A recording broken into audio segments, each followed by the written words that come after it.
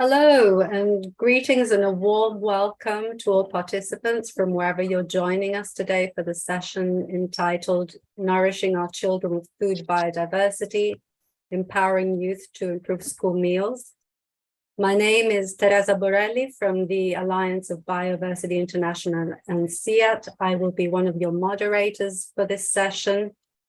And before I continue, I would like to alert participants that language interpretation is also kindly being provided today. So for anyone who would like to start interpretation, you can click on the globe icon at the bottom of your screens and enable the language of choice. And because interpretation is being provided, I would also kindly ask speakers and panel members to be mindful of interpreters and to ensure they speak slowly during their presentations for more accurate interpretation. So during the first part of the session, we will be hearing from Kenya and the Philippines about the opportunities and best practices for introducing local agrobiodiversity in school meals and how this can help promote nutritious, diversified, and sustainable school feeding, as well as improving farmers' livelihoods in the process. In the second half of the session, on the other hand, we'll be hearing from a youth panel who will provide their insights and opportunities and challenges for youth involved in improving school meals and activities along the school feeding value chain. We sincerely hope that ideas and innovations from the two sessions will provide inspiration for the co-design of future school meal programs that look at greater collaboration between youth platforms and the School Meals Coalition Network. Hopefully, if time permits, at the end of the two sessions, there will be an opportunity for participants to ask questions to presenters and panel members. But during the duration of the session, if you have any questions, please post them in the Q&A box at the bottom of your screen, kindly indicating to whom the question is being addressed. So if time allows, as I said, we might be able to accommodate 2 or 3 questions selected by the speakers. And if not, the SNC organizers will be sharing your emails for any additional questions or follow-up. So with no further ado, let's move on to the presentations. I would welcome the first presenter, Dr. Victor Wasike from the Kenya Agriculture and Livestock Research Organization. Before I commence, I would like to provide a little bit of background of Dr. Wasike's experience. Dr. Wasike holds a PhD in soil microbiology from Egerton University and a master's degree in soil science from the University of Nebraska. He is currently Center Director for the Genetic Resources Research Center in Magugu, Kenya, and was the National Project Coordinator for the Biodiversity Food and Nutrition Project until 2019. During his time with the BFN project, he pioneered a farm-to-school network, linking local farmer groups to school canteens in Busia County. And he also worked with local partners to promote the cultivation of local nutritious vegetables in schools for students with special needs. Dr. Wasike also doubles up as the director of the Sitawi Dumu Foundation that builds the capacity of small-scale farmers to improve their farming resilience to climate change, links them to markets and school meal programs, promotes healthy nutrition in school, and advocates for greater policy support to small-scale farmers and communities. Dr. Wasike, the floor is yours. And a warm welcome. Thank you, Teresa. Thank you for that generous introduction. I'd like to share the experience on school feeding from Kenya. I'll be talking about linking local farmers to schools to strengthen healthy diets through local biodiversity next. Next slide, please. In Kenya, we have a double burden of malnutrition, where on the one hand, we have got undernutrition, and on the other hand, we have got overnutrition. 26% of the children below the age of 5 years are stunted, 4% wasted, 11% are underweight. While on the other hand, 9% of women are undernourished and 33% are either overweight or obese. In Kenya, children increasingly are at a risk of overweight and as well as increasing non-communicable diseases affecting our population. Next. School meals in Kenya date back to the 1980s, where our second president initiated the school milk program, providing milk to school-going children in primary schools. We have since realized that school milk programs offer a unique opportunity for improving nutrition of school-going children, while also promoting livelihoods to local farmers. The opportunities that exist in implementing school meals program include the fact that these foods are acceptable in schools. We've seen that. We've seen that most schools have farms that can be used to produce diverse foods as well. And we have also realized that capacity building of farmers is quite possible with the local farmers to produce these indigenous foods to the schools. Schools meals program in Kenya enjoys government support both at the national as well as the county level, while this is underpinned by an enabling policy environment. Next. The enabling policy environment includes the National School Meals and Nutrition Strategy dating between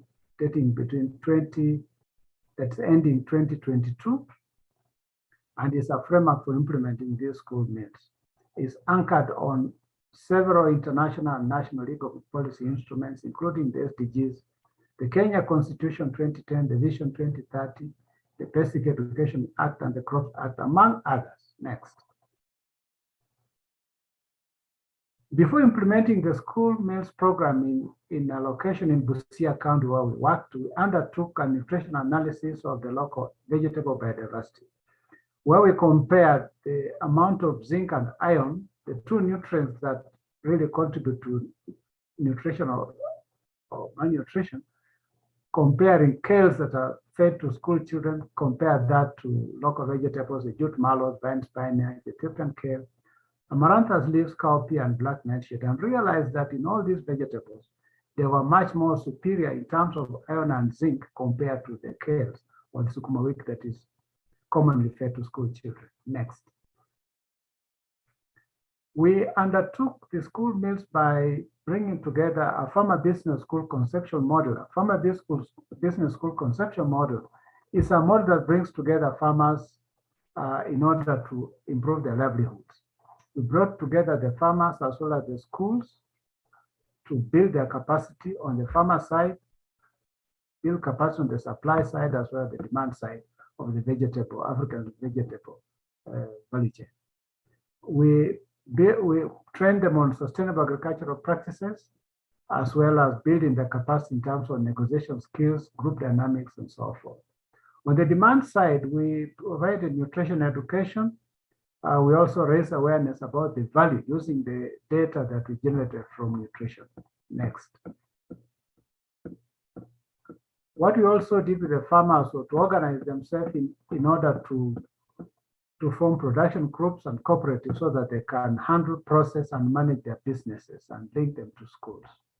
We also train them to produce nutritious foods in sufficient quantities and quality in order to meet rising demand for African indigenous vegetables to the demand side, in this case, it was the schools. Next. What we also did with the farmers was to empower them to carry out gross margin analysis to enable to establish equitable price for selling of indigenous African vegetables so that they can be able to compete in the complicated tender and school procurement process. Next.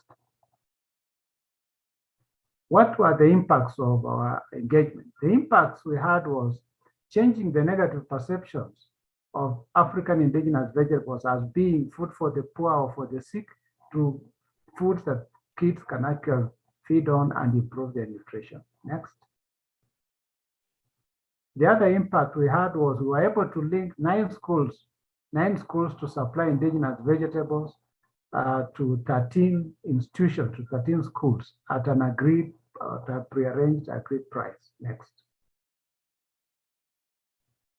With this intervention, the school that we worked with was able to feed on African indigenous vegetables to 500 students 3 times a week, something that had never been happening before. And this has never happened anywhere else in Kenya except in a school that we engaged in Western Kenya. Next. What we also found out was there was improved social standing among the membership of a group that we linked to the schools.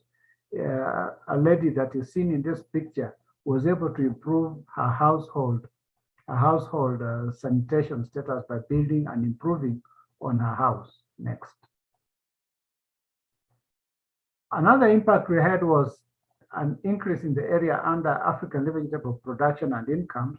We had production increasing by 12% among the farmers that were supplying vegetables, as well as an increase in income of 47% to the farmers that were involved in school feeding, supplying school vegetables to the schools. Next. There was an increase in consumption and supply. Some students who are a bit negative in terms of eating indigenous vegetables actually came forward and were recruited into feeding on indigenous vegetables, and they liked it. Next. This was not without challenges. We had challenges implementing these school meals in Busia County where we worked. One of it was group dynamics. Once the money came in from tendering with the school, there were issues of access and control of these monies and on land as well. The other one that we realized was that these foods had to be prepared in certain ways and forms to meet different tastes and preferences, so that these vegetables, while they're being cooked, should not lose the nutrients that the students so much need. The other challenge we had was the alternative markets when schools close. When schools close because they go either on half term or they go for holidays, then the farmers had a challenge providing these vegetables. There were also issues of food handling and food safety, making sure that the people handling these foods do so in a clean environment. And also issue of perishability and seasonality, quality, reliability of supply was an issue. Next. But there are also opportunities. The opportunity that exists in ALV biodiversity is the fact that they are locally available. These vegetables are not new to the kids. They are grown in their own garden. They are affordable, they are healthy and nutritious. They are relatively easy to prepare, and they are quite tasty, as evidenced by what we were told by the kids. Next. So thank you very much for listening to me about the experience we had in Western Kenya. I'll be happy to take a few questions or clarification should there be need to do so. Thank you very much.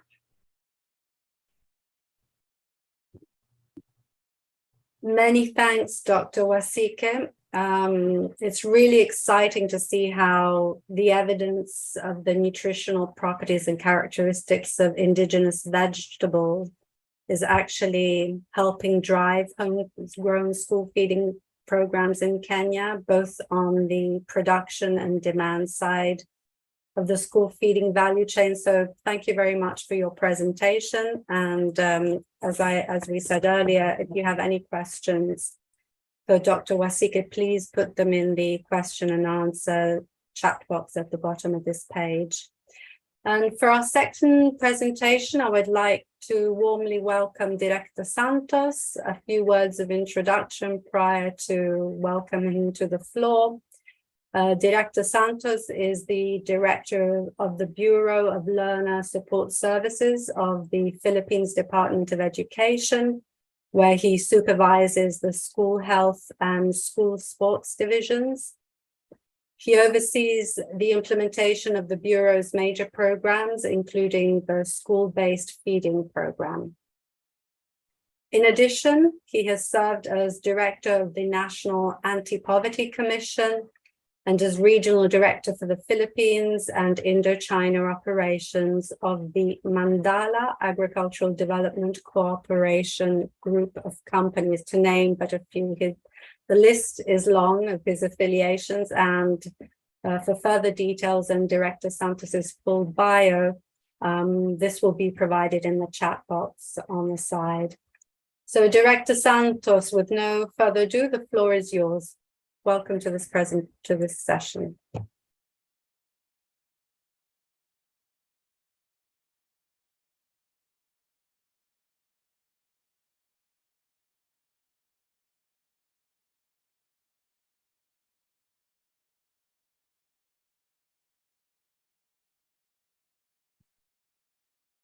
We cannot hear you, Dr. Santos. Please unmute. We cannot hear you.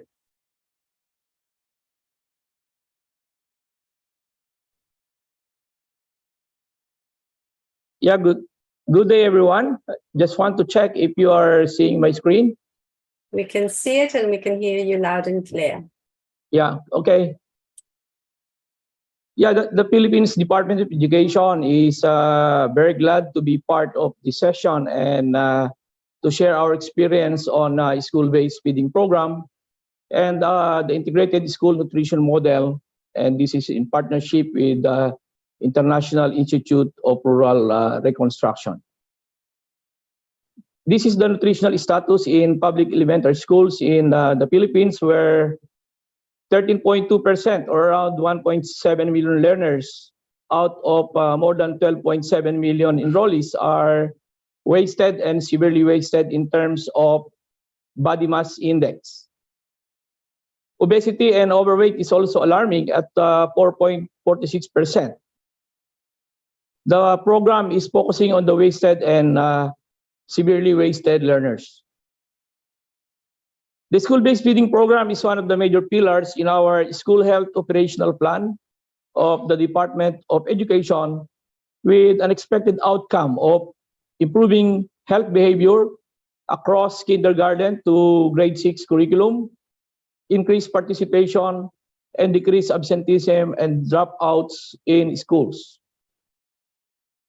Further, the feeding program is implemented along with nutrition education mainstream in the curriculum and school garden components, with current 273 lighthouse schools and satellite school gardens, supporting the feeding program of more than 3.4 million learners since 2020 in more than 34,000 plus public elementary schools. And this is our integrated school nutrition model.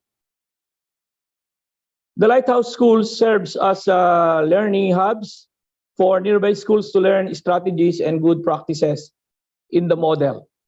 It provides food inputs to regular school feeding program with a well-sustained bio-intensive garden and school-based nutrition education. Crop Museum is also established in all Lighthouse schools.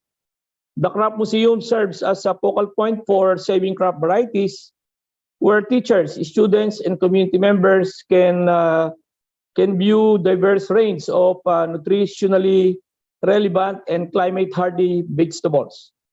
Crop museums also serves as nurseries for surrounding schools and communities. The program provides hot meals or nutritious food products and milk to undernourished kinder to grade 6 learners with a feeding period of 120 days, which is ideal to achieve a significant impact on the nutritional status of children. However, feeding days was adjusted to 60 days due to the challenges brought about by the COVID-19 pandemic, due to shift to blended learning modality and changes in school calendar. But despite these challenges, while education must continue, the feeding program also continued. And the meals being served meets the 1/3 of the recommended intakes in the Philippine Dietary Reference Intakes. In terms of the number of beneficiaries, the program served an annual average of more than 1.8 million learners from school year 2016 to 2019 with 120 feeding days, and around 3.4 million learners from school year 2020 to 2022 with 60 feeding days. What is the impact of the program? It was assessed in 2016 to 2019, which indicated an improvement of nutritional status that 76.64% of our beneficiaries. And the same findings was affirmed by the Philippines Institute for Development Studies and the World Food Program. And even during pandemic, where there was no face-to-face classes, survey of parents, guardians, and feeding coordinators also shows improvement in health and academic performance of learners. Only 2.71% said that the program has no effect at all. The school-based feeding program contributes to the development of agricultural production and food processing industry. During the pandemic, the program shifted to nutritious food products or food packs, and we partner with our Department of Science and Technology, Food and Nutrition Research Institute. We tap the technology adapters, farmers groups, cooperatives, and associations assisted by our Department of Agriculture, Department of Agrarian Reform, National Irrigation Administration, Department of Social Welfare and Development, as well as our small and medium enterprises and local corporations for the supply of food items. The program purchased 2.5 billion pesos worth of food items from partner suppliers in 2021 alone. Likewise, the program also influenced the improvement of the local dairy industry. They supply 79% of milk requirement of the school-based feeding program, with around 45% from the partners of the National Dairy Authority and 34% from the partners of the Philippine Carabao Center. The program purchased around 1.1 billion pesos worth of milk from the local dairy. But still, 21% are commercial milk purchased from the private companies. In the coming years, the local industry has committed to supply 100% requirement of the milk requirement, as well as to strengthen capacity in terms of quantity and quality of milk products. The core of the best practice is the institutionalization of the program into national law and regular allocation of funds through Republic Act on Healthy Food for Filipino Children Act. With this law is the mandatory allocation of funds through the Annual General Appropriations Act, and with highest allocation in 2020 and 2021. Likewise, the Department of Education issued memorandum on strengthening the implementation of school gardens in public elementary and secondary schools nationwide. The program also provides funding support for the lighthouse school operations and school gardens. The integrated school nutrition model is partly funded by the program, and the program is governed by a memorandum of agreement between the Department of Education and the International Institute of Rural Reconstruction. Further, DepEd has entered into agreements with the Department of Agriculture and Department of Science and Technology, as well as strengthened partnership with local government units, non-government organizations, private sector, and development partners. The government of the Philippines, through the Department of Education, reiterates its commitment that no child shall be left behind and share the vision of School Meals Coalition for a world where every child has the opportunity to enjoy a healthy and nutritious meal in schools by 2030, supporting the full realization of their human potential. Thank you very much.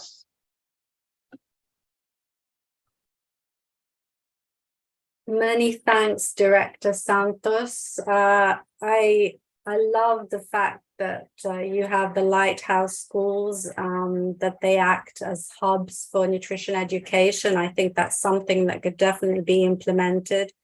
But I'm really excited about the crops museums that are also included in the lighthouse schools, how they're helping to conserve indigenous fruits and vegetables in the Philippines. I think that's commendable. And I think what's also very important to note is that the demonstrated impact, which is something that is often lacking for school meal programs, is actually helping increase budget allocations from the government. I think that's something really important and something that we will be touched upon in day 4 tomorrow, about the importance of providing evidence of how school meals actually benefit not just students, but also the actors or local actors that are getting involved. So with this, we come to the end of the first session. I would like to thank both speakers for their great presentations, and I will now hand over moderation to my colleague, Emilita Monville-Oro from the International Institute of Rural Reconstruction. Over to you, Emilita. Thank you very much, Teresa. And yes, thank you to our speakers from Kenya and the Philippines for sharing your best practices on the promotion of local agrobiodiversity and integrated approaches for sustainable, nutritious, and diversified foods in school meals. I am Emily Monville-Oro from the International Institute of Rural Reconstruction. I am managing our Philippine program, as well as provide oversight of our Asia program. And I will be your moderator for the youth panel. I think you will agree with me that it is important to understand the perspectives of the youth and to engage them in efforts to address food security and nutrition issues through interventions like the school meal programs. And at this point, we will be hearing from 3 youth leaders from FNYN, the Food and Nutrition Youth Network, which was organized as an offshoot of the Food Systems Dialogue in the Philippines last year, with support from IIRR and the Scaling Up Nutrition Movement. So to learn more about FNYN, I'd like to invite all of you to watch this video.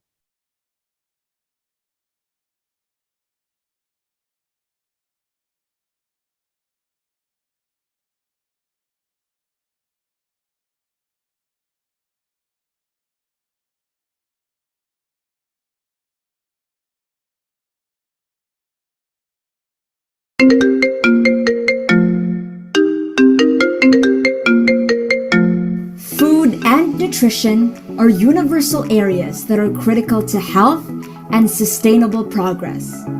They are cross-cutting areas that greatly affect other components of development. To address various food and nutrition-related issues such as malnutrition, food insecurity, and climate change, a multi-stakeholder and multi-level approach is needed. Governments, businesses, and civil society organizations, from the local to the global level, must come together and closely work hand in hand on these areas. One of the most crucial sectors that we need to maximize is the youth. Food and nutrition are far more vulnerable without the active participation of young people. According to the United Nations, there are about 1.8 billion young people between the ages of 10 and 24, the largest youth population ever. The Philippines today has the largest generation of young people in its history. 30 million young people between the ages of 10 to 24 account for 28% of the Philippine population. By sheer numbers alone, leaving young people out of important areas of development is not an option, and we need to maximize and mobilize this huge network. It is vital that the youth are empowered, informed, and engaged, especially in areas that concern them, including nutrition and the food system. In the Philippines, young people are already doing their part in helping the local food system. Several food and nutrition champions are already engaging in community actions, and youth organizations are spearheading projects and programs that all contribute to creating healthier, more resilient communities.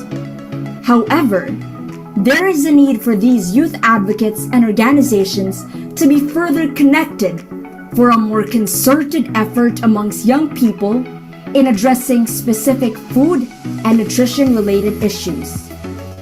There is a need to establish a youth network composed of organizations operating within the nutrition and food systems landscape in the Philippines.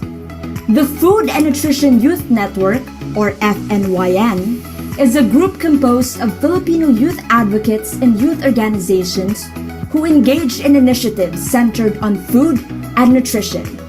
It is geared towards ending hunger, promoting sustainable agriculture, achieving food security, and improving nutrition. In this network, we share the vision of Filipino youth who are collectively equipped, empowered, and connected to address issues on food and nutrition. This is a platform for you, Filipino youth advocates and organizations, to participate, learn, engage, advocate, and share. When young people are empowered, equipped with the necessary skills, and provided with opportunities and a platform for conversations, we can be a strong driving force to push the gears further on food and nutrition. The areas of food and nutrition are hungry for the increased and more concerted involvement of young people in all aspects and in all levels. With the strengthened mobilization and involvement of the Filipino youth, we can accelerate progress in ending malnutrition in all its forms and establish a more sustainable food system. FNYN is calling. Will you answer the call? Be a part of FNYN. We want youth. Thank you very much for that wonderful video. I'm sure you have been energized. Our youth are really very, very creative. So at this point, let me introduce all of you to our youth panelists. Here with us today is Miss Shaneris Tamondong, a graduate of Nutrition and Dietetics and a volunteer of the FNYN. We also have Mr. Aldrich John Limos, a young farmer agripreneur and founder of the Masagana Eco Farms, also a member of FNYN. And finally, we have Mr. Cyril Jeff de Los Angeles, a sociology and community development student and founder of the Ugyon Youth from Oton, Iloilo, Philippines. So let us now move on to the panel discussion. So hello, Sean, AJ, and Cyril. Hello, good evening, everyone. Hi, Cyril. And Sean, hello.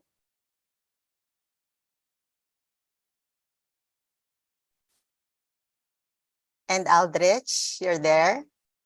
Yes, ma'am. Hello po. Okay, so earlier, I think the three of you have heard about the sharing from Kenya and the Philippines, and I'm sure you have a lot of insights and reflections on the issues of food insecurity and malnutrition, the challenges of school meal provisions and the need to engage different sectors, especially the youth, to address them. So we are definitely, I think all of us, our audience, are very interested to hear your insights and reflections. So maybe we can start with Sean. Go ahead. Hello, good day. Thank you, Ms. Emily. As for me, if we look at it on the large scale, we particularly here in the Philippines face a triple burden of malnutrition. This is alarming because, as mentioned earlier by Director Lope, it entails undernutrition in the form of stunting and wasting, and overnutrition in the form of childhood obesity occurs at the same time. Particularly with or without the pandemic, there are serious challenges in the mobilization of fresh produce and other products in the most efficient and cost-effective ways, which contributes to household food insecurity and also leads to difficulties in school-based settings to deliver sustainable, healthy meals that could ensure non-reliance to sweet, salty, instant food and drinks. We commend and support what the school-based feeding program has been trying to do in its years of implementation. And I believe in the importance of addressing undernutrition, not only from the nutritional standpoint, but also for the holistic development, for them not to be caught up to the vicious cycle of malnutrition where a malnourished and a hungry child could then focus and could lead to low performance in school, which could then lead to difficulty in making a living later in life. which eventually leads to food insecurity, sickness, and even mortality. And the cycle would go on and on. Malnutrition is a multifaceted concern, hence it calls for a multi-sectoral solution. I certainly believe in the need to call upon the youth, being about the good one-third of our population in all their potentials to learn more and eventually contribute to meals initiatives. Thank you, Shan. I totally agree with you about the multifaceted factors of malnutrition. And you've mentioned really it's not just undernutrition, stunting, and wasting that we are faced now. We have obesity that is really growing. We have childhood obesity. I think in the Philippines is really growing in terms of incidence. I'd like to check with AJ if you would want to add on to those insights that has been shared by Shan. Is AJ there?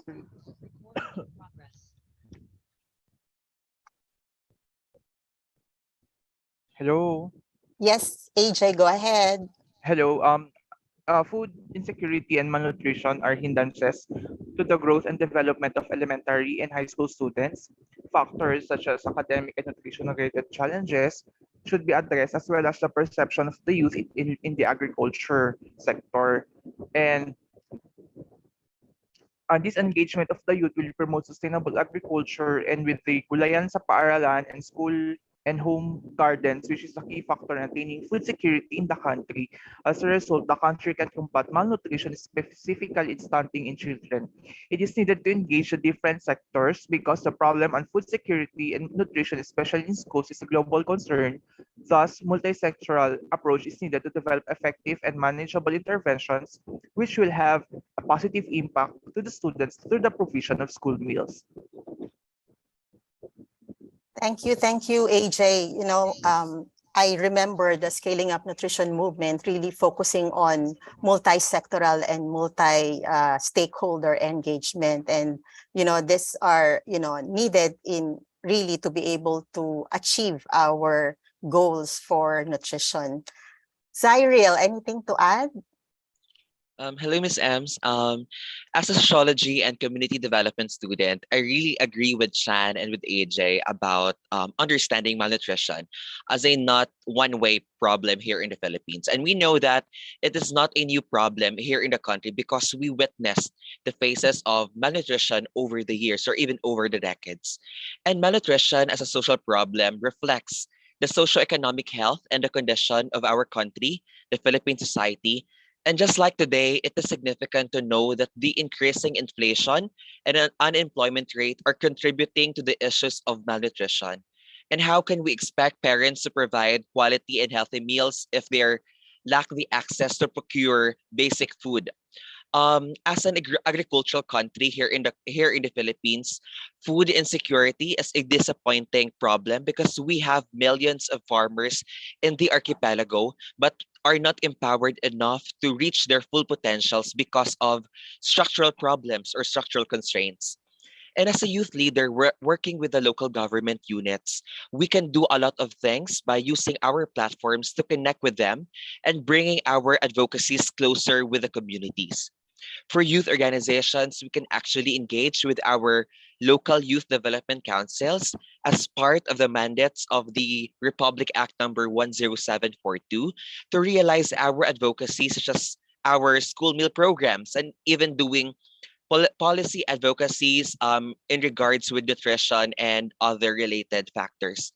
Historically, we the youth are the movers of the social change.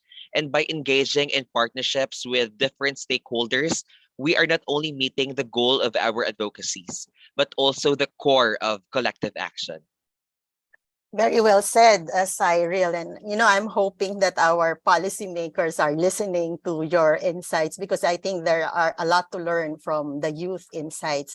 Cyril, I think you've mentioned, the advocacies, the organizations, the platforms that the youth already have. I'd like you to speak more about, what you think are the role of the youth. Why is it what are the kind of contributions that the youth can achieve? And is there any economic benefits that the youth can derive by being engaged in such food and nutrition security interventions like school meals? Zyril?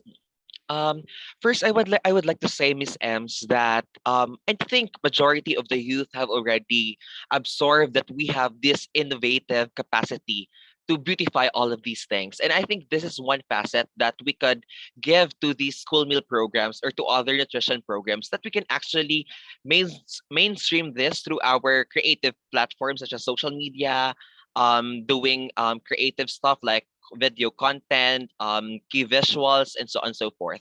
But it is also significant to highlight the important role of the youth in governance. We have our Sangguniang Kabataan Councils, the SK Councils, and we must be grateful that it is only in the Philippines that the youth is given the platform in governing people.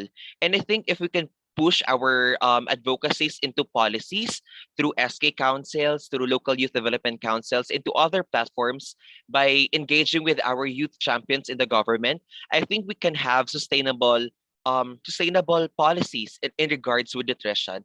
And lastly, in terms of the economic benefit of the youth participation in nutrition, I think by engaging ourselves into these platforms, we can not only empower communities, but we can empower ourselves by investing in the social capital, in our social networks, by engaging with different organizations. We know that the Philippine society or the Philippine community of youth is very wide, and it is composed of different organizations and companies. And if we are just here with ourselves to empower our presence, I think maraming job opportunities that we will be engaging in the future. Yeah, Cyril, definitely you are one empowered youth. I'd like to get back to AJ. AJ, you are a very young agripreneur, and I'm sure you are looking at the links of whatever you are doing in Masagana Eco Farm in food and nutrition interventions. So would you like to share what you think you can do to further contribute to these efforts? AJ? Yes, ma'am. Um, I believe that as a youth, I can be an agent of change and can catalyze innovation and can spawn value chains for local agriculture. Through the partnership with schools as a platform for awareness, I can promote healthy eating habits through fun, hands-on planting, producing food, and cooking lessons such as meal planning and nutrition information. And through the partnership with the government, different NGOs and communities, a multi-sectoral approach again is needed to develop policies to achieve sustainable development goals such as number 2, which is zero hunger, number 4, quality education, and number 5, gender equality for school children. With these, with the perception of agriculture by the youth, we can definitely say that the youth can become can make an initiative in feeding the nation and the whole world. Thank you. Thank you, AJ. I was seeing in the chat box like Doc Mads Parawan is emphasizing the age of our farmers. So AJ, hopefully you will encourage more of the youth to engage in agriculture.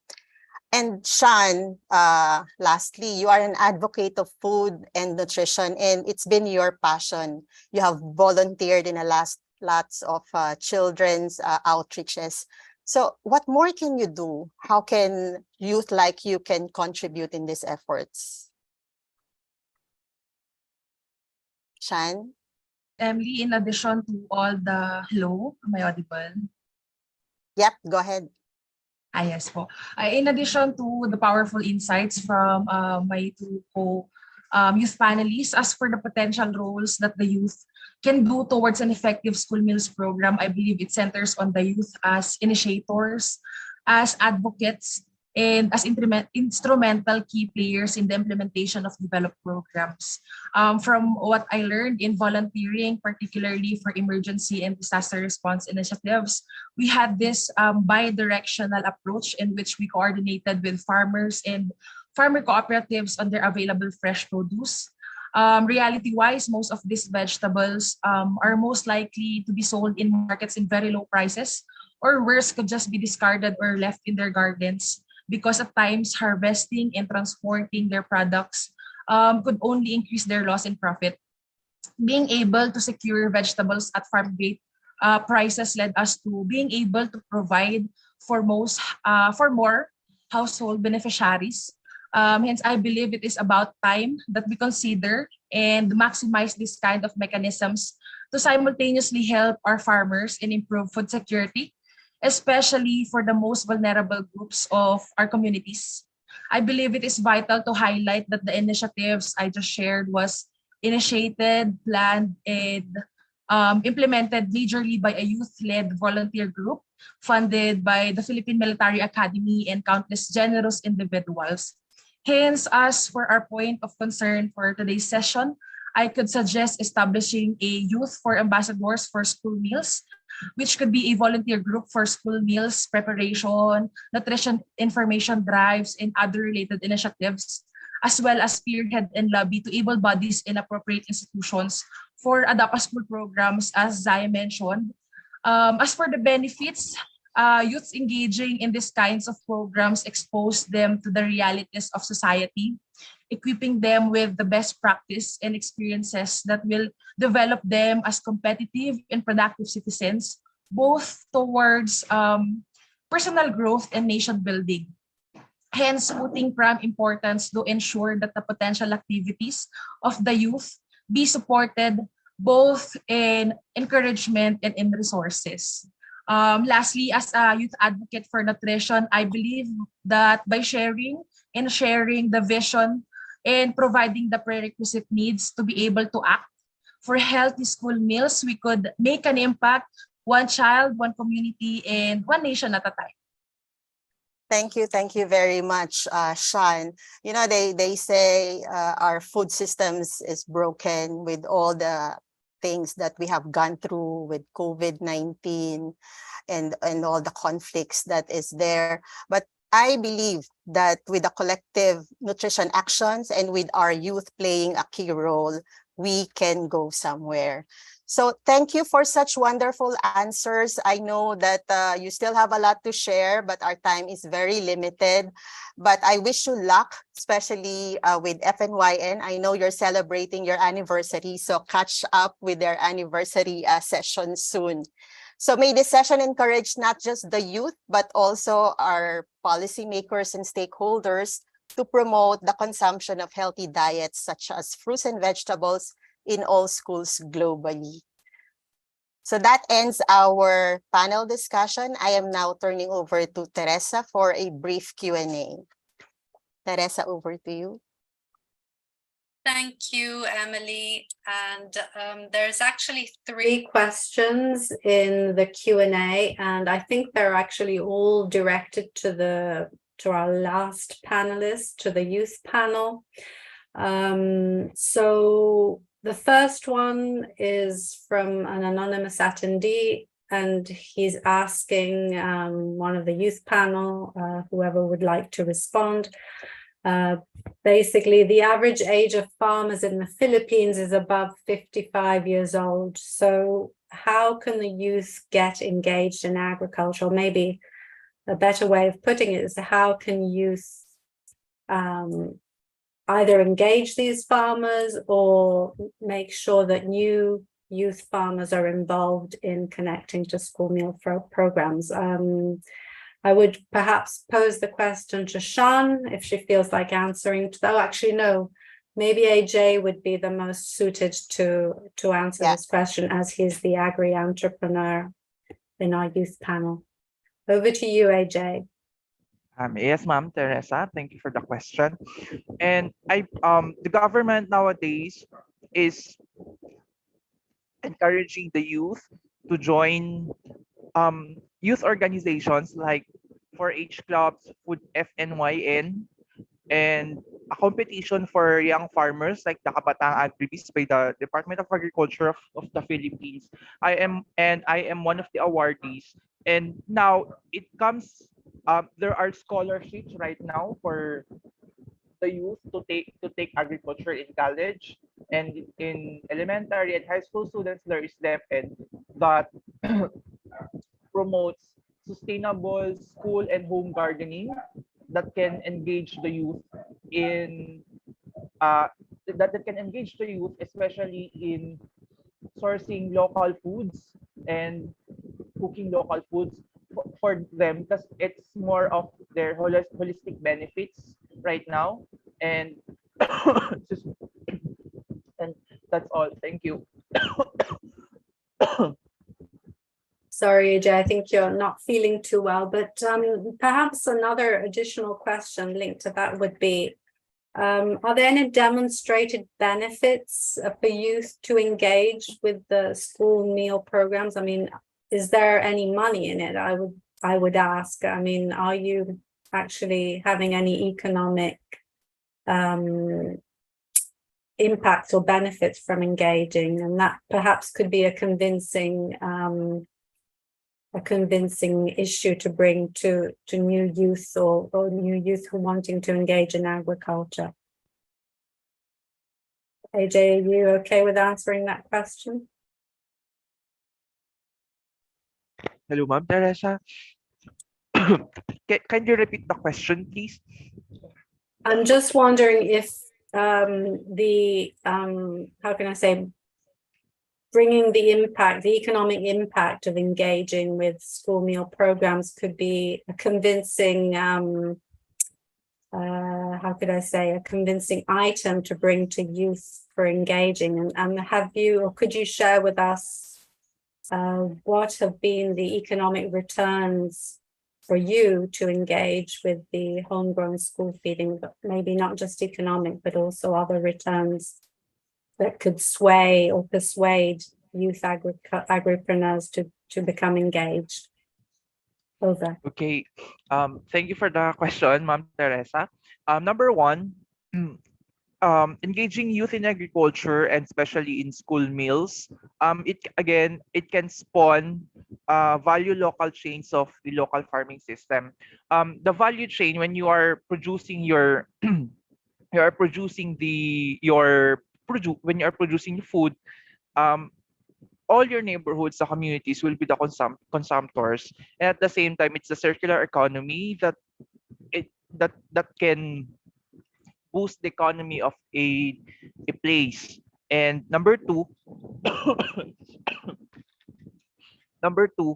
with my returns, I believe that engaging in agribusiness, agri-enterprise can make you prosper in your socioeconomic status, as well as can help other people. Like, I am helping persons with disabilities, out of school youth, housewives, and I believe I believe with my social corporate responsibility, I'm helping myself, but also I'm helping other people. Number three, engaging in agribusiness means you are looking for the health of your children, your family, your community, and then that's all. Thank you. Thank you. So there are additional benefits aside from your economic returns, such as the social responsibility towards your community.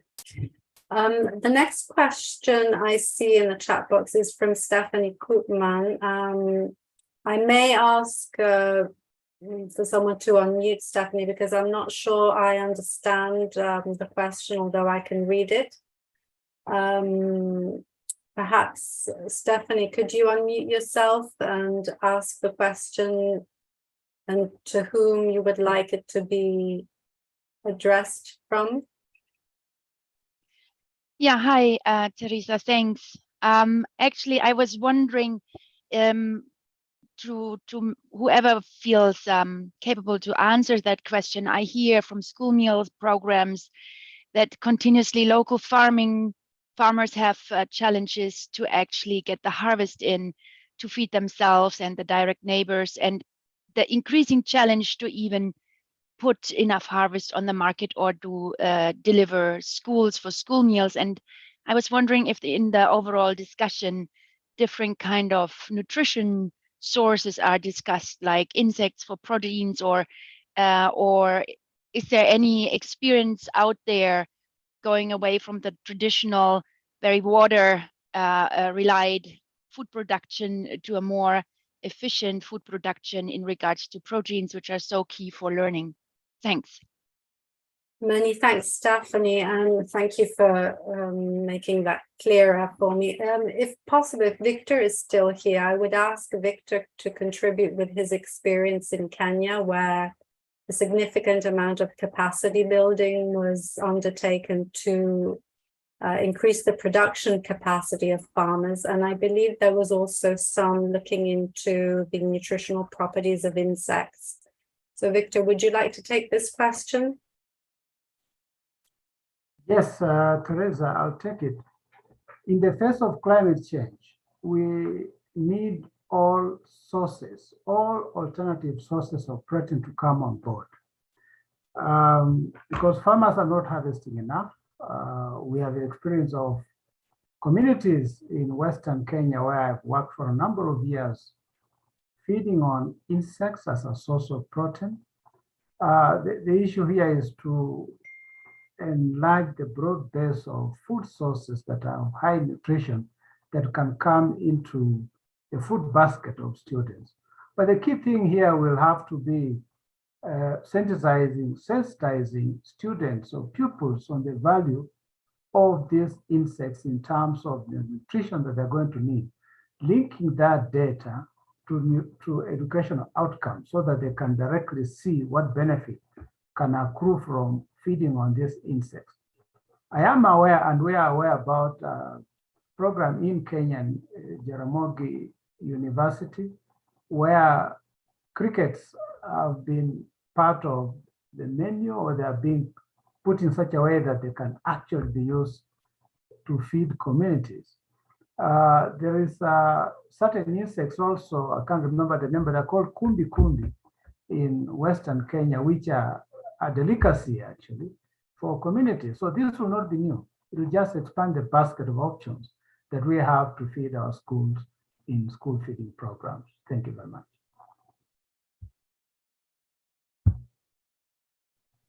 Thank you. Does that answer your question, Stephanie?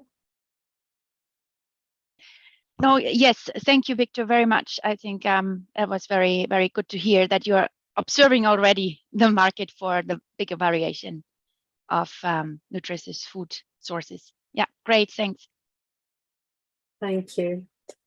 So I think I will now pass the floor to Mrs. Sheila Anunciado for final wrap up. I would like to thank Emily, the youth panel, and over to you, Sheila, for the final wrap up of this session. Yes, thank you very much, Teresa. I am Sheila Anunciado. I am the Program Manager for Food Security and Nutrition Programs of the International Institute of Rural Reconstruction in the Philippines. First, let me thank you all for joining us on this session today. And I would like to congratulate Kenya Agricultural and Livestock Research Organization, the Department of Education in the Philippines, the Food and Nutrition Youth Network in the Philippines, who have shared their experience, and to acknowledge their great contribution in nourishing our children and the community with a collaborative and integrated approach on school meal programs. What I would like to highlight in this session is that feeding alone is not enough to achieve our goal to end hunger. An integrated and holistic approach with support from the government, farmer groups, youth groups, non-government organizations is needed to achieve better nutrition outcomes. The mobilization of stakeholders in school meals requires active engagement of a critical mass of school meal champions from different sectors at all levels. We need to include school heads, school teachers, the youth, farmers, legislators. For our school meals program to be functional and effective, So they will be also supported by the national policies and strategies. And the integration of local biodiversity in schools and local farms can promote nutritious and diversified school meals while linking local agriculture for a healthy and resilient local food systems.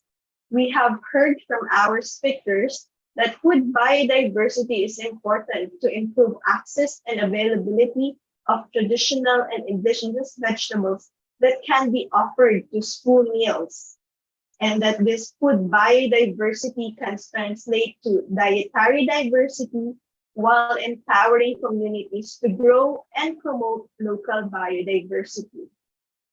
In the Philippines, Director Lopez Santos mentioned the lighthouse schools and school craft museums. Schools can serve as platforms to promote integrated approaches linking school meals, school gardens, and nutrition education. He also mentioned the development of school craft museums, wherein it served as a focal point in saving and propagating traditional and indigenous vegetables for food and nutrition in schools and communities. From Kenya Agricultural and Livestock Research Organization, they have promoted the production and consumption of African leafy vegetables that is tied with the livelihood of local farmers. Linking local farmers, school gardens, accompanied with nutrition education and capacity building activities, can supply the needed food requirement in school meals.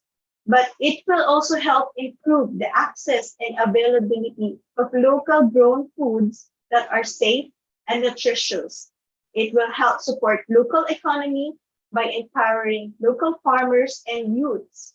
And it also creates an avenue for a school and community cohesion, where everyone can learn and share resources, information, and experiences. Youth engagement is another aspect that this session had emphasized. We heard from our youth panels that there is a gap on engaging youth to malnutrition and in food security issues, and that it needs multidisciplinary efforts from various stakeholders at all levels, and that we should include youth. Our youth talked about how they can take part to have more effective school meals program. When we empower and equip the youth with the correct information, skills, and resources, they can be agents to catalyze innovation. They can advocate for local agriculture that is linked to addressing food insecurity and malnutrition. There is a personal development among youth when exposed to such issues, and that it gives them the drive to contribute and do more.